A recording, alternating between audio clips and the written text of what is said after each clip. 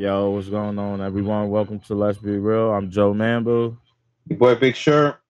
Yo. How you doing? How you doing, big fella? I'm good. I'm Chilling. good. I'm in good spirits. Oh, okay. What's up? How come?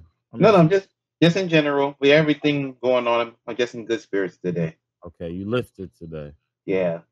All right, cool. All right, guys, this is episode 108, and episode is called Battle of LA. If you don't know, the NBA season restarted. We talked about it a few times on this show. And game one was a great game to kick it all off. It was the Los Angeles Clippers versus the Los Angeles Lakers, and victory for the Lakers, 103 to 101. Obviously, LeBron had the two clutch stops, getting the ball out of Kawhi's hand and transitioning to guard Paul George, or how Skip likes to call him, George Paul, in the final moments of games. But George Paul. nonetheless, the Lakers did win the game. Obviously, the Clippers were shorthanded with Trez, and Chicken Wing Lou wasn't there. But He was quarantining with the doggy bag he got from Magic City. word. But what's some takeaways that you take from the game, Big Sean? That was that was a bad win Yeah, because it took all that energy to beat basically you took 34 points off the bench. yep. Yeah, burping, son. Sorry. Go ahead. You took 32 points, 34 points off the bench. The five out there is not going to be the five you're going to see if these guys make it to the conference finals. Mm-hmm. 80 was a beast, of course.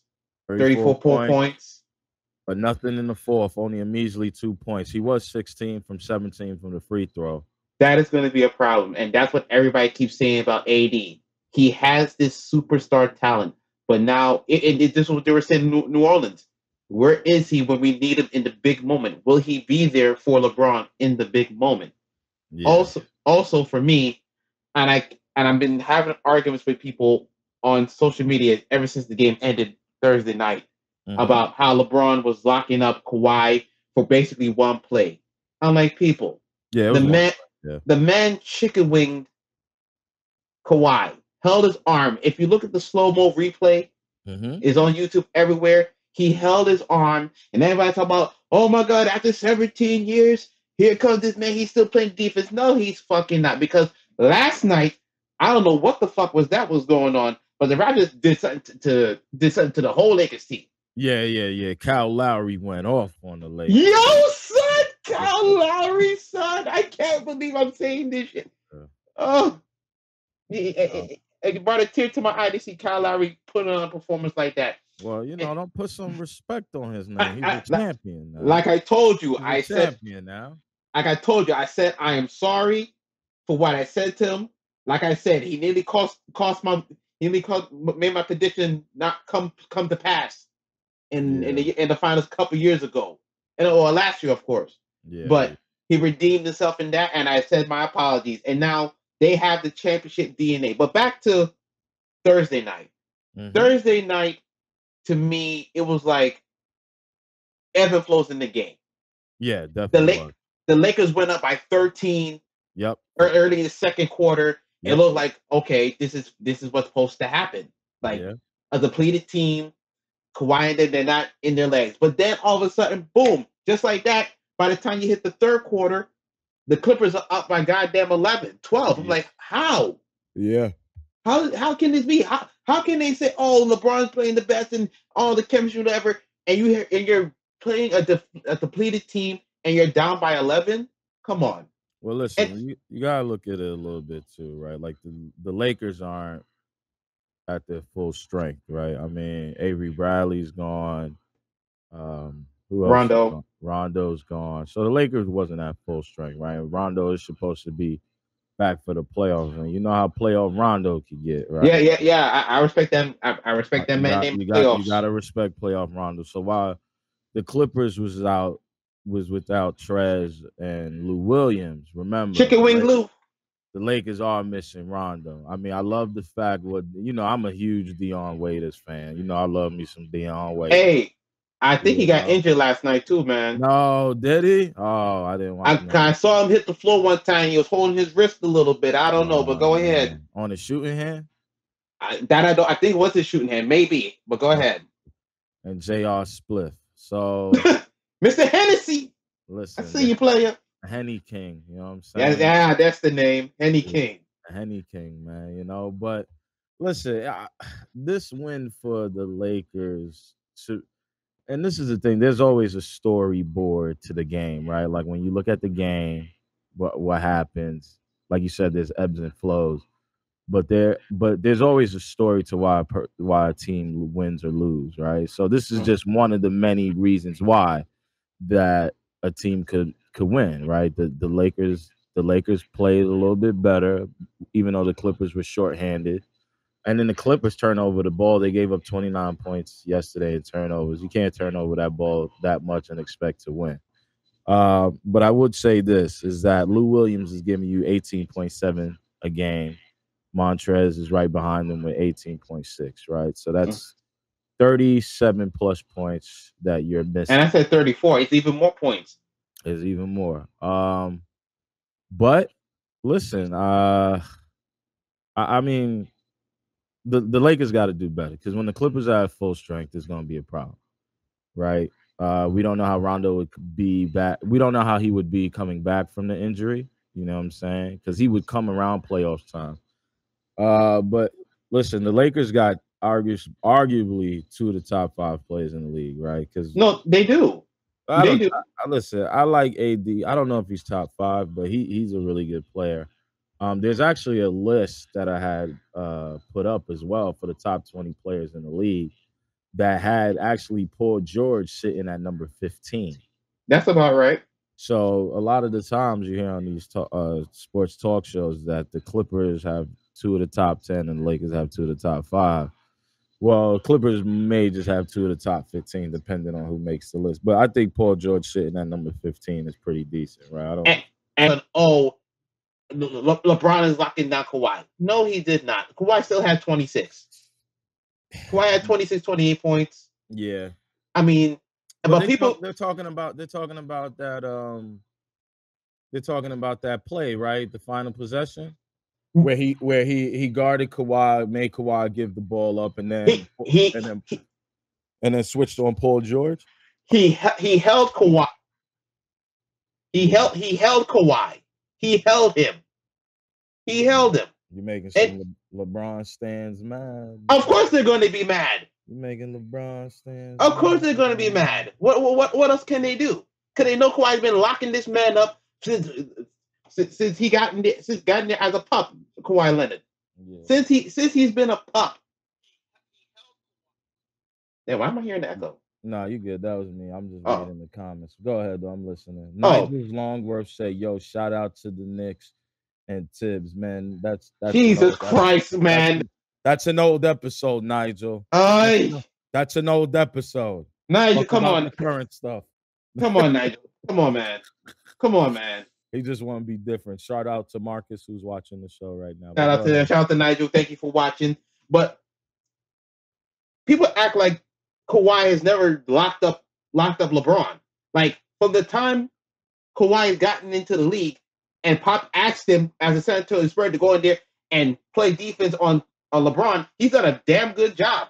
I mean, yeah, but that's the thing. It's like you don't lock down LeBron. Well, okay, like, okay. You make his true shooting percentage go down. But again, it does help. It does help because superstars are gonna be able to score no matter what, and LeBron is the brightest of all the stars in the league right now. So right, but again, yeah, when he was asked to do a job, Kawhi was tasked with guarding LeBron for the time he was supposed to guard LeBron, and he did an excellent job to the point where, and me and you saw the video where LeBron said when he was shooting the foul shots in San Antonio, yeah, I think it was game 3 or game 4, and LeBron was like, "Damn, he's coming back in the game." I'm like, "Yo, who the fuck does that?" We're not haters, Nigel. Stop it. We're not haters. Come on, man. We're not haters, but who does that? And then on my Facebook page, on the fan page, yeah, I show Kawhi Leonard swatting the hell out of LeBron. and people act like they forgot about that. I know it's been so long ago, but they forget about that. Man, I don't know if you remember, man, when Kawhi was on the Spurs and LeBron was in Miami, and then LeBron saw that Kawhi was getting subbed. Like LeBron was on the free throw line and Kawhi was getting subbed in. He saw him getting subbed in. He said, "Fuck." That's what I mean. I just said that, but you cleaned it up for me. Thank you very much. Oh yeah. My bad. No, you cleaned it up. I appreciate it. I appreciate you, bro. I appreciate you. Listen, Kawhi's a machine, man, and he's not one to be messed with. You know what I mean? Like he's super clutch. I mean, that Golden State team, they were seriously depleted. But listen, Kawhi on LeBron is no joke. It's never no joke. But I would tell you this: I do love the fact that LeBron is kind of taking the challenge, even though he hooked him, right? Like he hooked him, bro. Come on. I give LeBron a little pass. He's 17 years in the league. Like I know he spent $2 million on his body, but Father Time never undefeated. Never lose. You know what undefeated, I'm saying? Baby. So to watch this guy he's not going to win MVP, but to be second in the MVP talk, because I think Giannis is going to win. It's ridiculous. He's 35, man. Like, I ain't a LeBron fan, but right. You gotta no moves McGee. Yeah, no moves McGee, man. No moves McGee. But you gotta give him his credit, man. And it's gonna be interesting, right? Like with all this talk, I hope to see that the Lakers and Clippers do end up playing in the playoff, preferably in the Western Conference Finals. Because I want to see, man. Like, I feel like the bubble is a chance for anybody to win. Tell you the truth, but you kind of want to see these guys go at it. It's been the talk all season long. You know what I mean? And it's gonna be interesting, man. But of course. let's change topic. We're talking about this game too much. We also want to discuss some of the NFL top. Go ahead. Before we get to that, we got a little time. Before we get to that, some of the things that's been happening in the bubble. First of all, Bobo. Yo, son. Yo, I don't know what Denver is doing. Most improved player. No, I mean he didn't play last year. Man, if there was a projection from a draft pick or like from, because they put him to the G League for a little bit, right? To kind of develop him up, and then he's playing outstanding now. Shout out to my boy Papa Bear, Mr. Buddington. He said we're the best sports show ever. I like. God bless you, man. God bless you. God bless. You see, the keep sweating is working, bro. The begging is working. Thank you, and God bless. The begging is working. Yeah. I'm gonna keep my sweat on, man. But listen. Yeah, listen. They have to incorporate this guy into the lineup. Stop bringing this guy in garbage time. I understand he's young and stuff like that, but you're in the bubble right now. You're basically in the playoffs. Bobo is a talent. Why is he not getting the burn? Like, you have to work him in there. Work him in. Gotta integrate him. I mean, he had a couple games. The season just started. I know he was looking really good in the scrimmages, right? But you gotta play some real games that matter first, right? So it's like, I know we're excited, but a lot of those games we just was watching were scrimmage games, right? We have to be careful about. But he's playing remarkable, so I understand what you're saying. It's a matter of time. It's just a matter of time. But it's just like games as well. It's just like Zion. It's like they don't know what to do with Zion right now. Oh man, that was some other shit from the bubble, man. Fuck. Listen, I love what's his name, man, Alvin Gentry. But you gotta do a better job. Come on, man. He came back and he was healthy, right? He didn't have the issues that he once had. He came back looking like a goddamn universal soldier. Word. You know what I'm saying? Like, let the man play, right? Because if you're trying to vie for a playoff spot, you gotta let Zion play. He's the best player. I love Brandon Ingram. Drew Holiday is a solid player. Brandon Ingram is a problem, son. Ingram is a problem, but Zion, that dude's a problem. You don't draft your number one guy. He got to learn on the job. That's it. Word. That's it. As the number one pick. as a number one pick, who's toted somebody who's, people kind of look at him as the next LeBron. You know what I'm saying? I get his same kind of body size. He is like 30 pounds heavier, right? But listen, you gotta let him learn on the job. You can't pull him out of close games. You know what I'm saying? If you want, keep BI in, keep Drew Holiday in. But listen, Zion has to be part of that, part of those final moments, They were winning. They were beating Utah so bad. Yeah. So bad. I flipped the TV off. When I woke up the next morning, they lost. And then I hear he only played 15 minutes. How the hell does that happen? Yeah. You have to leave Zion in the game. Listen, who's the GM for the David Griffin. Listen, Alvin Gentry might be out of a job. He keep doing shit like that. No. I wouldn't put. I think this is from the ups that have given him the minutes restriction because Gentry wants to play this guy. How can you not want to play this guy? Yeah, you have to give him his shots. Like you said, he has to learn on the job. How can he learn on the job sitting on the bench? Yeah, he has to. I mean, who else on? What else is bubble news that came out that was kind of good? I know we're supposed to talk about the NFL. We'll get to. No, we're gonna get to that. Listen, stuff that's coming out the bubble. Besides chicken wings. Besides the chicken wings, yeah. Besides the chicken wings, man. What about how do you like in the jerseys what the players are wearing on the back of their jerseys? No, it's a wonderful thing. It's a truly wonderful thing. Yeah. Like they've been talking about it for a couple of months now, but now that it's here, like I like it. It's a little low key thing, but I really truly like it. It's something that needs to be said. It needs to be out there more. Yeah.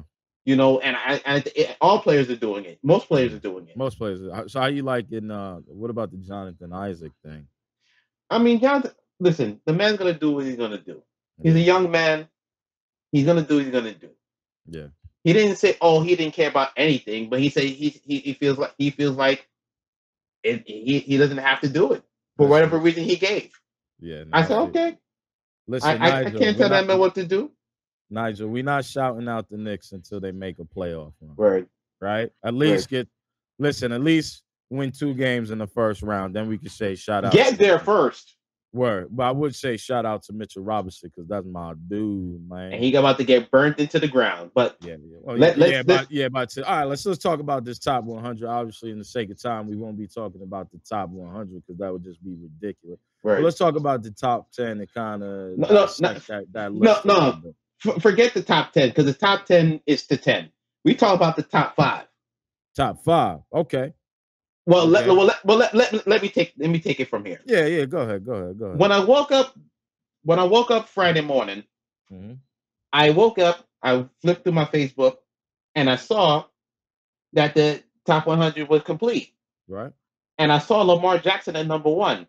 And at first, right, hold on. And then my first thought was, how the hell is Lamar Jackson number 1? But then I had to really think about it.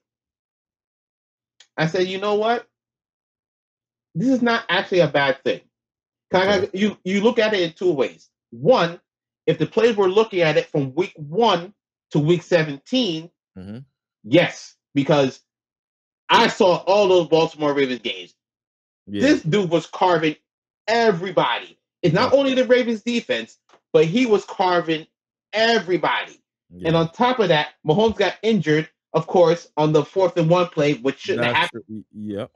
That shouldn't have happened. It nearly cost the Chiefs the Super Bowl. Yeah. And I said, okay. On top of that, he had 3,000 yards passing, 1,200 yards rushing. Never been done. He led the league in touchdowns with 36. He went 36-6. Had 7 rushing touchdowns. Yep. And he was a unanimous MVP, and his team was the top team in the league. Yeah. So with all that being said, I get why he's number 1, but if Mahomes was number 4, how the hell do you go 50 touchdowns and 5,000 yards 1 year at number 4, which was his first year out? I get that, but then come back, and this is why I say if they're doing the top 100 from week 1 to the Super Bowl, then we all know that Mahomes is number 1, and I think there's a little hateration involved because some of the ain't no hateration. No, listen, these are voted on by the players. There's always some bias going on. Look at Keenan. This is what I love about this Mm-hmm. list. So it's voted by the players and not the media, right? So I Mm-hmm. feel like this list is more true than most, number top 100 lists that's being made, right? But go Right. ahead. Look, and let me look at Keenan Allen. He say he the best wide receiver amongst Mike Evans, Godwin. Like, no, you're not. If you can stay healthy, then then we'll say, okay, you're the guy. Yeah. But besides that, shut your mouth, get yourself together, and stay healthy, okay? Yeah, But that's for true. but for me, Mahomes, I think there's a little hateration going on because he can't be fourth twice and doing what he just did. I've never seen nobody come back from 3 playoff games down 10 points and win all the games. That don't happen. Yo, Russell's at number 2. I'm okay with that. Yeah. If Russell could have been 2 or 3, I'd have been okay with it because Russell's doing it with no O line whatsoever. So you say Mahomes over Lamar, so Lamar I, would be kind of but like depending on how you're grading it. If it's from week 1 to week 17, okay, you put him at number 3. Aaron Donald slides at number 4. If you're doing it from week 1 to the Super Bowl, Mahomes is number 1.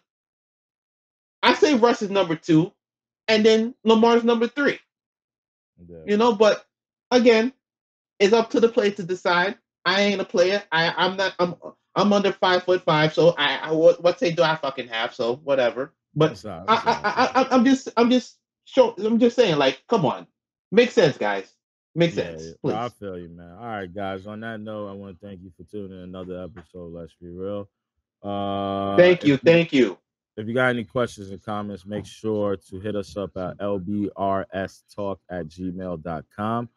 If you could hit us on our YouTube channel, Let's Be Real Sportscast. Make sure to check out the LBRS Sports Blog on Facebook, where Big Sharon does a good job of posting content in between episodes. It's real Spotify, iTunes. Please subscribe. I'm begging at Mario Winans. Please subscribe, please.